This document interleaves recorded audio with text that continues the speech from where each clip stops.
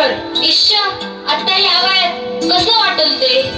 हे बघ सावित्री, तू मला लग्नाच्या वेळेस वचन दिलं होतंस, आता नाही म्हणू नकोस. हे तुला करावंच लागेल. आजपासून तुझा अभ्यास सुरू. अहो, पण लोक काय म्हणतील? किती बदनामी होईल आपली.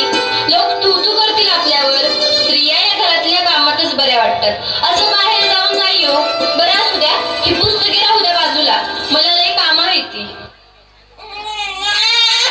अरे बाळा, गप माझ्या सोन्या, तुला काय हवंय? काय रडतोयस? अगं बाई, ह्याचं अंग तर लय तापलंय. हे पण घरी नाहीत, आता मी काय करू? सावित्री, अगं ये सावित्री, किती रडतोय तुझं बाळ? काय झालंय त्याला? होय ग पारू, रात्रीपासून लय रडायला लागले बघ. काय ठाऊक काय झालंय? अंग बी लय तापलंय. अगं सावित्री, अगं याचं अंग तर इस्तवणी तापलंय. होय ग पारू, आता मी काय करू? अगं सावित्री, ही तर भूतबाधा आहे, भूतबाधा. काय भूतबाधा? माझ्या लेकराला भूताने झपटले? नाही नाही, असं होऊच शकत नाही. होय सावित्री, असं झालंय. याच्या पापण्या बघ कशा लाल झाल्यात. मग आता मी काय करू? हे पण घरी नाहीत. अगं तुझं पोरगं लय तापलंय, आता रडत बसू नकोस, वेळ वाया घालू नकोस. आपल्या गावाबाहेर मांत्रिक बाबा आले, लय जालीम उपाय करतात ते. त्यांच्याकडे घेऊन जा त्याला. वाटलं तर मी येते तुझ्या संग. होय होय, चल लवकर, माझं लेकरू लय तापलंय. बाबा, ते बघा, एक बाई आपल्या बाळाला घेऊन येत आहे आपल्याकडे. म्हणजे आज आपली कमाई होणार. बाबा, माझ्या बाळाला वाचवा. बाबा, माझ्या बाळाला वाचवा. त्याचा विस्तवासारखं तापले. बाबा, काहीतरी करा. बाबा, काहीतरी करा. तुझ्या बाळाला भूतबाधा झाली. कसली भूतबाधा बाबा? बाई, तुझ्या बाळाला विहिरीतल्या भूताने झपटलंय. काय? विहिरीतल्या भूताने? मग काहीतरी उपाय सुचवा बाबा, मी माझ्या बाळासाठी काय पण करीन. बाई, तू काळजी करू नकोस. बाबांवर विश्वास ठेव, सगळं काही चांगलं होईल. थोडा धीर धर. कसा धीर धरू बाबा, कसा धीर धरू?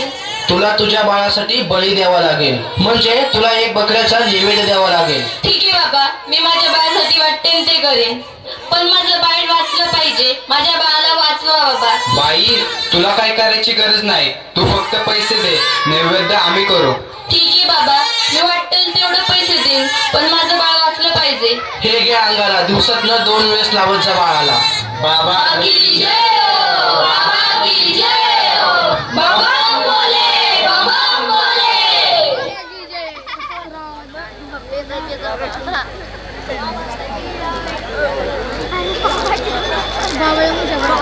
अगं बाई, ह्याचा अजून कसं काही ताप कमी नाही झाला? काल बाबाकडे जाऊन पण काय बी फरक पडला नाही. अगं किती रडतोय तो. तुला किती वेळा सांगितलंय त्याला दवाखान्यात घेऊन जा म्हणून, पण तू काय माझं ऐकू नकोस. अहो ऐका ना, चिडू नका. जरा बघा ना हातात घेऊन, याचा ताप कायच कमी नाही झाला. जरा बघा ना याला काय झालंय ते. त्यावेळी तुला किती वेळा सांगितलं की घरात प्रसूती करू नकोस म्हणून. अशा वेळी एका आईचं आणि बाळाचं दवाखान्यात असणं किती महत्वाचं असतं, माहित आहे का तुला? अहो, पण पुरुषाच्या हातून प्रसूती करताना लाज वाटते. कसं वाटतं ते? त्यावेळेस दवाखान्यात कुठल्या महिला डॉक्टर पण नव्हत्या. मी कशी करणार होते प्रसूती? अगं याचं अंतर तव्यासारखं तापलंय, अशी कशी गाफील असतेस तू? अहो, मग काहीतरी करा ना. दादा, लवकर जाऊन वैद्यांना बोलव. हे काय करतेस तू? मी याला देवाचा अंगारा लावतीये. बस कर सावित्री, हा सर्व अंधविश्वास असतो. अहो, जरा विश्वास ठेवा. हे बघा, याचा ताप कमी होतोय, कपाळ पण अगदी थंड पडलंय. या बघा ना जरा. उठ ना बाळा, उठ, डोळे उघड. हे बघ, तुझी मम्मी तुला बोलवतीये. उठ ना पिल्लू, आई तुला आवाज देते. उठ ना बाळा. काय झालं? अहो, याला काय झालं? हा उठत का नाहीये आणि डोळे पण उघडत नाहीये. ए बाळा, उठ ना.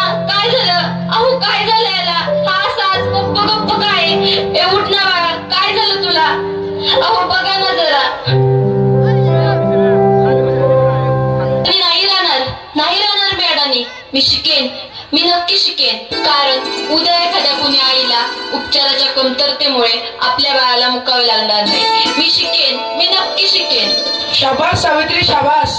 मला तुझ्याकडून हीच अपेक्षा होती.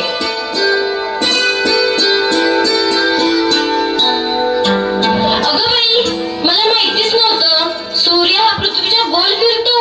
अगं, सूर्य पृथ्वीच्या गोल फिरत नाही, पृथ्वी सूर्याभोवती फिरते. समजलं? चल गावंढळ. तुम्ही मला सारखं सारखं गावंढळ म्हणत जाऊ नका हो. लाट शरम सगळी विकून खाल्ली आहे या सावित्रीने. कलियुग आहे रे बाबा, कलियुग. उद्या डोक्यावर मिऱ्या वाटेल तेव्हा कळेल या सुभद्रावांना. असं कोणी आपल्या बायकोला शिकवतं का? सगळं जग नष्ट होईल. सुभद्रा तुम्ही. काय झालं? या समाजाला घाबरलीस की काय? हे तर तुला आयुष्यभर सहन करावं लागणार आहे.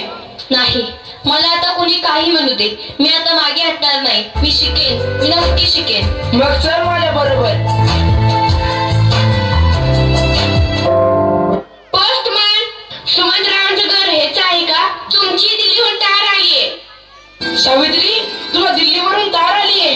तुला दिल्लीला जावं लागेल. तुला दिल्लीला पुरस्कारासाठी बोलावलंय. तुझा सत्कार होणार आहे. काय? आज हे फक्त तुमच्यामुळे शक्य झालं, नाहीतर मी एकटी काहीच करू शकले नसते. Congratulations, keep it up. महिलांचा सन्मान वाढवलात तुम्ही.